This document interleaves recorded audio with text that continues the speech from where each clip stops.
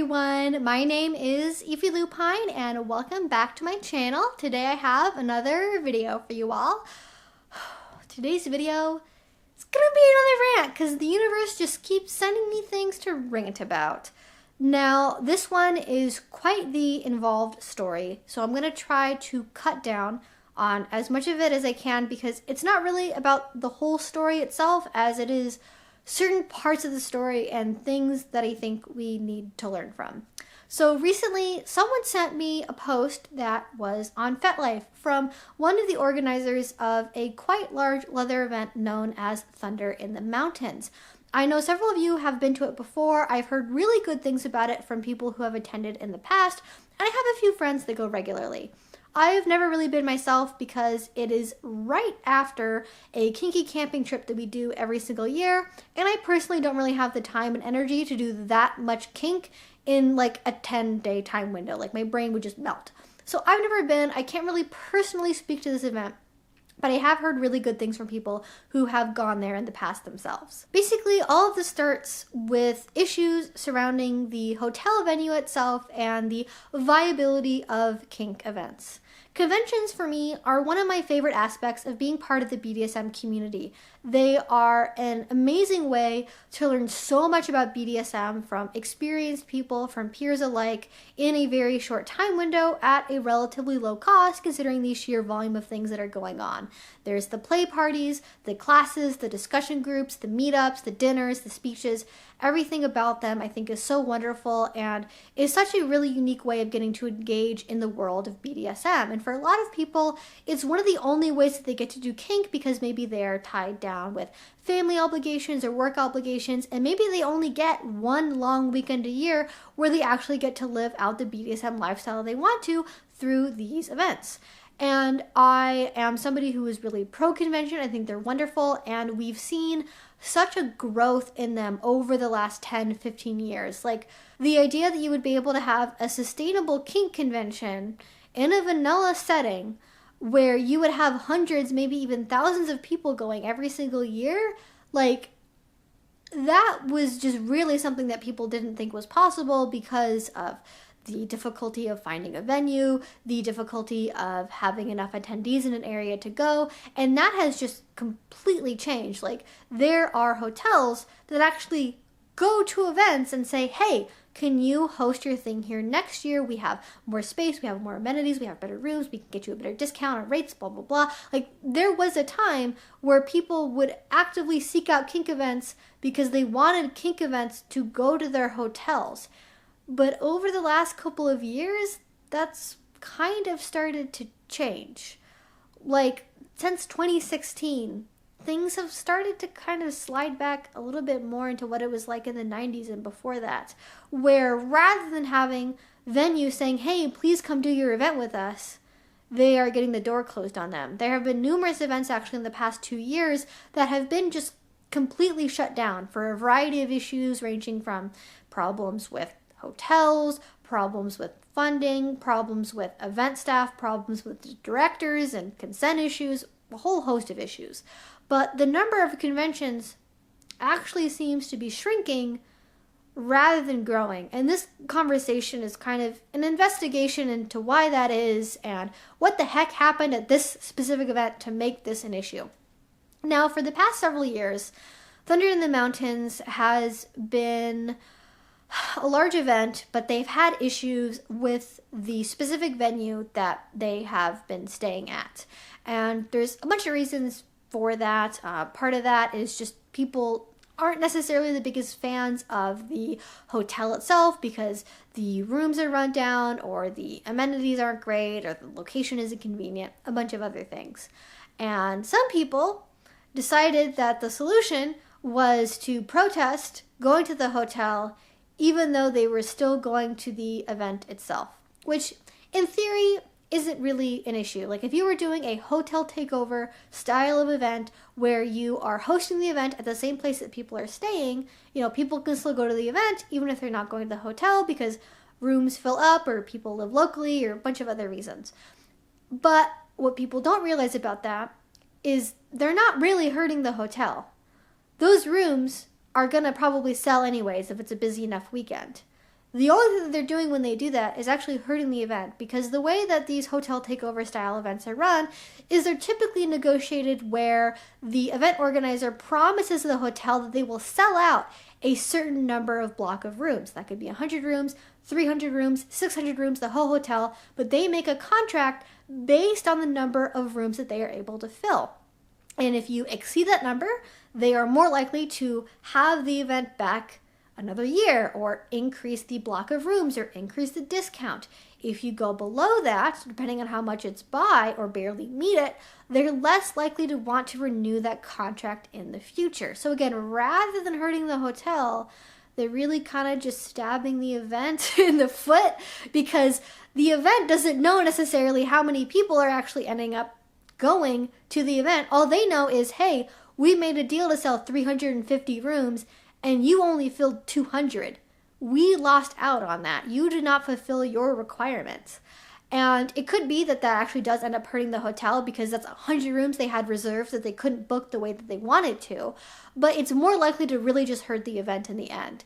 And so I think that the next step, rather than doing that, is to give meaningful feedback back to the hotel, in a polite and respectful way about things that were problems, like maybe there was a lack of hot water, or maybe your beds weren't turned over on time, or maybe there wasn't ice in the ice maker. But you can give that feedback in a respectful way where the hotel knows to improve for next year without, again, hurting the event. But people also couldn't do that. One of the main complaints that the hotel evidently had with the event is people were leaving, quote, rude and vulgar feedback to the hotel about things they didn't necessarily have control over, because this wasn't a little like mom and pop hotel situation. This was a corporate chain hotel where they are given certain funding every year to work on improvements. That could be hiring more staff, that could be replacing the wallpaper, that could be improving the water heating system. They don't necessarily have control over that. They might want the money for those things. They might know that those things are all problems. And so somebody swearing and yelling at them in a comment section, this hotel is fucking disgusting and the worst piece of shit I've ever stayed at, does not make the event look good. It does not make the attendees look good. So through all of this, the event Thunder in the Mountains is now having a lot of difficulty with trying to find a venue, because obviously the people they are staying with currently do not want to renew their contract. And hotels talk. Event hosts talk to each other. They talk to each other about complaints. They talk to each other about issues. They talk about events that are good. They talk about events that are bad, probably even more. And so now they're having a lot of difficulty finding anywhere in this city that will take them in the numbers that they need at a rate that they can afford, that isn't going to drastically increase the price for attendees. And that is kind of a big issue. Why was this such a problem? Well, it wasn't just rude comments, and it wasn't just that they couldn't fill up the rooms. Oh no, it had to be so much more than that. And this is why I'm making this video. And oh boy, I'm gonna try and contain myself. I'm gonna read things verbatim, and then afterwards, I'm gonna scream silently to myself, and then continue to film. So these are some things that were brought up as they were trying to go through the event. Quote, numerous housekeeping staff filed formal complaints with the corporate HR office regarding sexual harassment by our attendees. Several of these complaints were very detailed, where our attendees cornered staff in hallways, elevators, or other access areas and made sexual advances or propositions on them.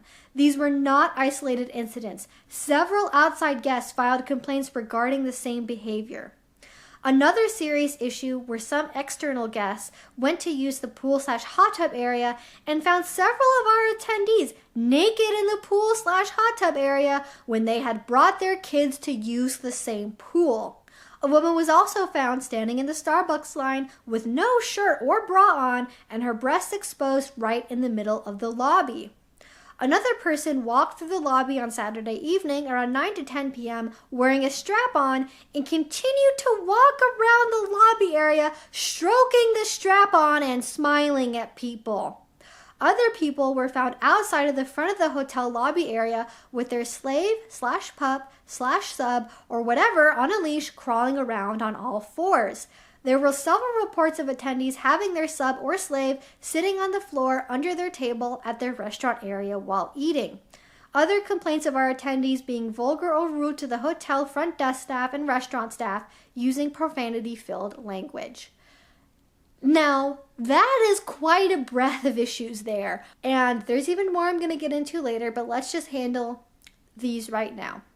This is not a good reflection of the BDSM community. This is not a good reflection of the values of leather, of the values of this event. And this is the exact fucking kind of behavior that makes it so difficult for BDSM events to exist in the first place.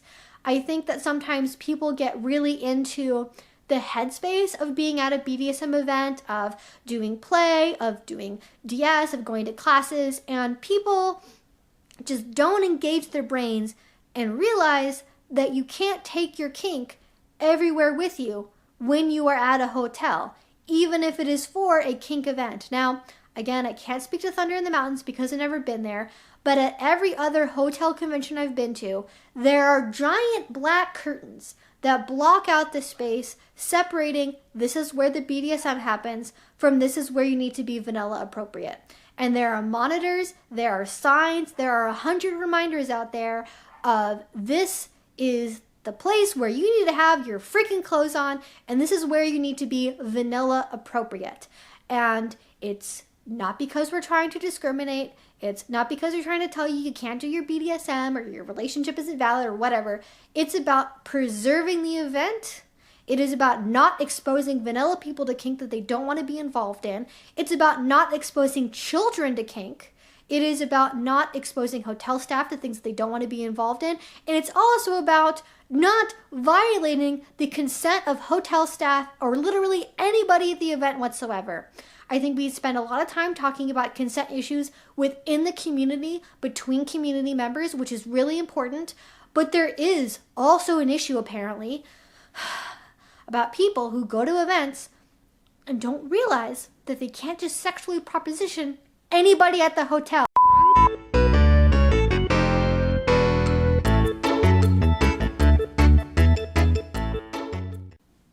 We're having a little band break. Hi, honey. Hi, honey. I know I'm ranting on the internet. We are just having a little conversation right now about people who don't know how to behave appropriately.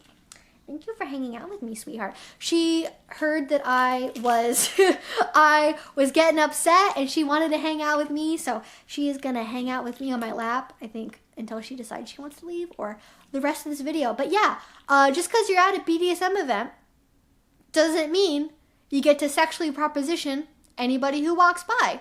It doesn't mean you get to stroke your dick in public. It doesn't mean that you get to do pet play on the front lawn of a hotel. Like, I have opinions about public play. This is one of the reasons why I have opinions about public play. I know some people who are like, oh, well, you know, you go to a park, you make sure nobody's watching, and then you just do it very discreetly and blah, blah, blah.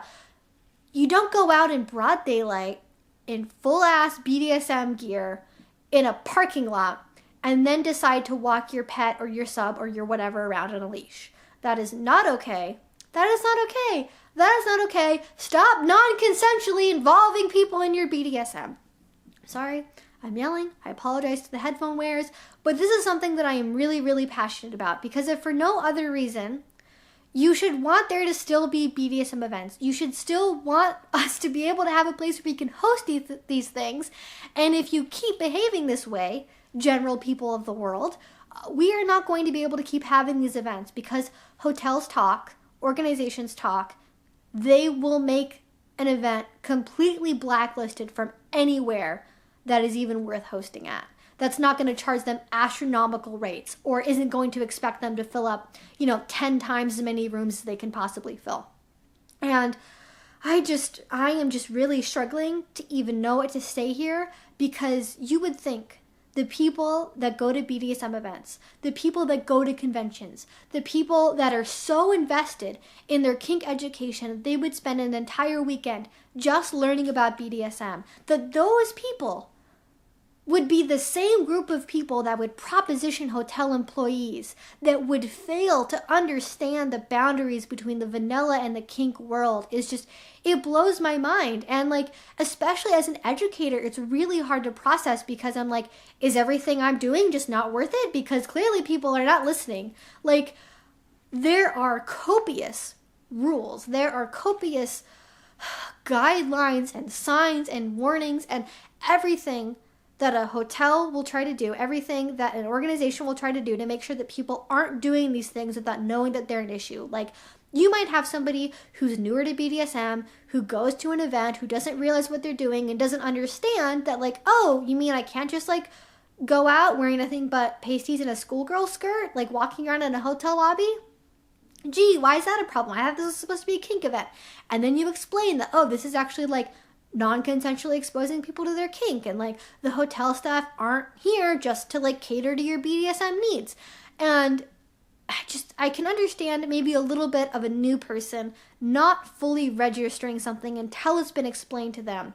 But the demographic of most of these events are people in their 40s and 50s. There are people who have had 20, 30 years of experience in the kink community, in DS relationships, talking about consent, talking about negotiations, talking about the appropriate ways that we can engage in kink in a healthy and mindful way. And they just, I guess, don't fully understand what they're doing. And this is one of the reasons why it's so important, I think, when you're engaging in BDSM, to be able to understand the differences between fantasy and reality, being able to understand the differences in the borders between vanilla and kink life, being able to understand when is and is not an appropriate time to engage in headspace. Like, it is not an excuse to go out in public in a vanilla setting and go, oh, I was just too deep into subspace to like understand that like sitting under a table and eating scraps of food while half naked isn't appropriate in public.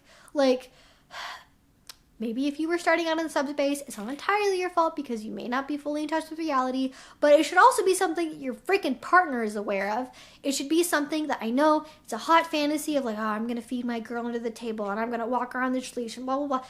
Some things have to stay a fantasy. Some things you have to set up a situation that is custom made and tailored to appear as it would in an impromptu situation, but is actually very planned to ensure that everything is consensual and everything is going to be above the board, so that way you're not accidentally violating anybody's consent.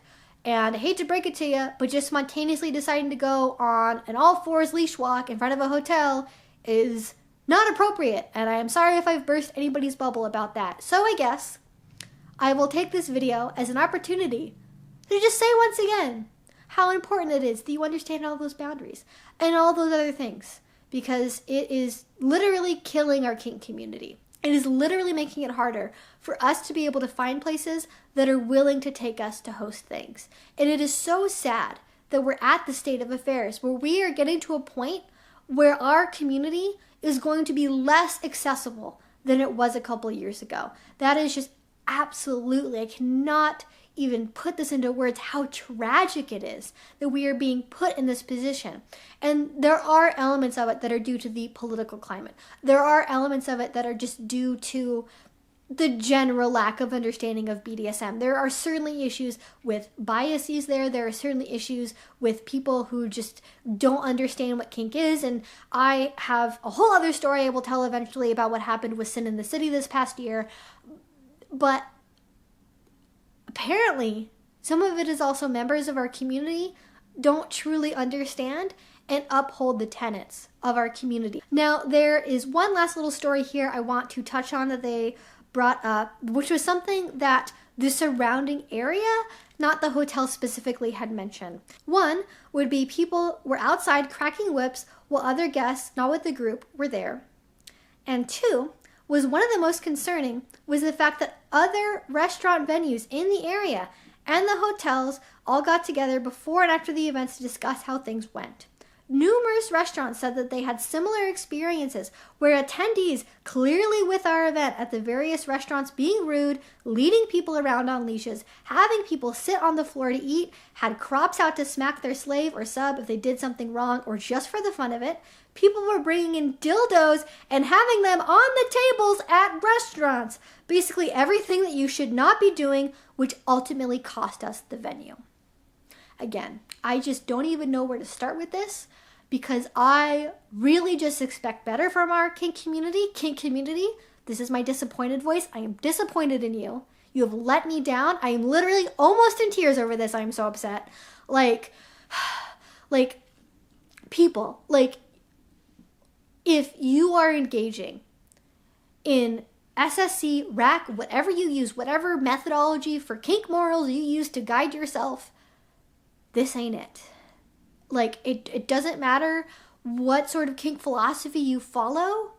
If you are engaging in ethical kink, you have to be able to understand the boundaries of what is not appropriate in public places, especially when you are representing an event. Now, if you are just one solo person, or if you're a couple just kind of doing your own thing on a weekend date or whatever, like, there's a little bit more leeway. But when you've got that leather patch on your back that says you're a title holder, when you have a badge on that says that you are with an event, you are identifiable, and that event is accountable for your actions. It might not be a big deal to you that, oh, I had a dildo out in public, whatever.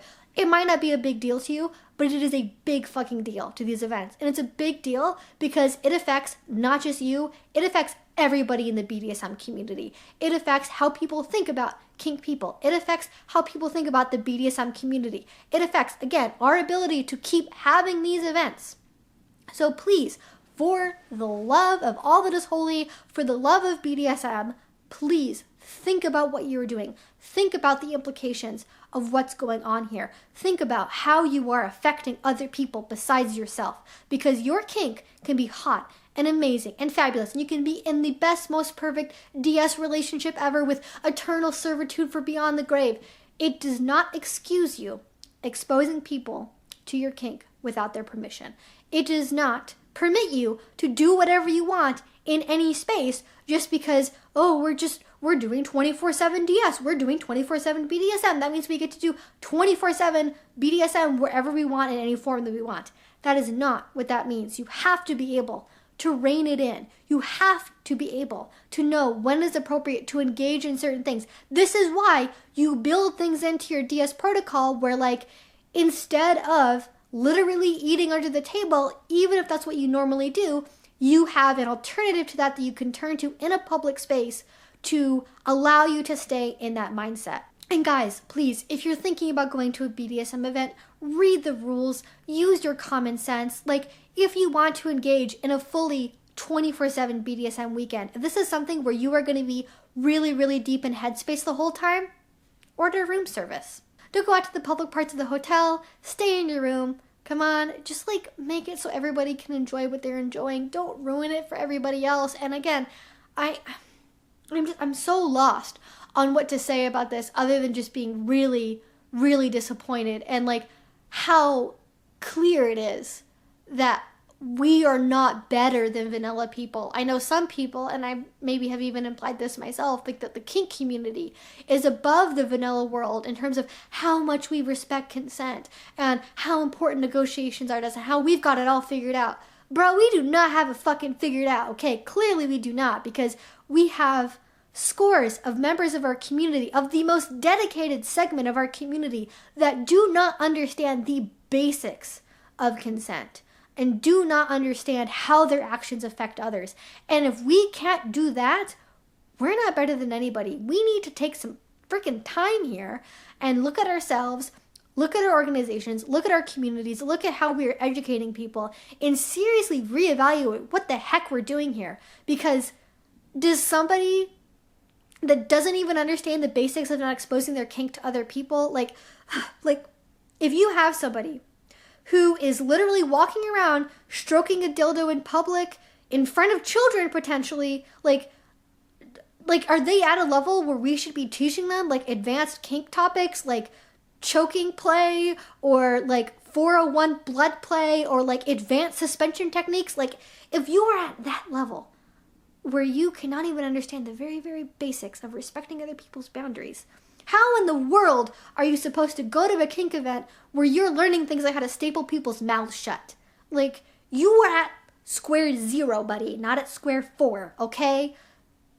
It's, like, we need to do something to make sure to help people understand that what they're doing isn't okay. We need to tell people why their actions are wrong. We need to hold people fucking accountable for this stuff, okay?